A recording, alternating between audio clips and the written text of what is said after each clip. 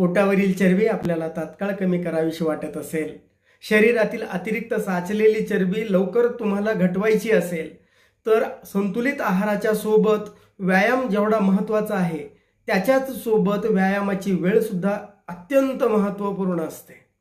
सकाळी न्याहारीच्या पूर्वी केलेला व्यायाम हा दुप्पट गतीनं चरबी जाळतो. कारण वेळच नसेल तर संध्याकाळी केलेला व्यायाम बरा, अन्यथा व्यायाम हा सकाळी न्याहारीच्या पूर्वीच करावा.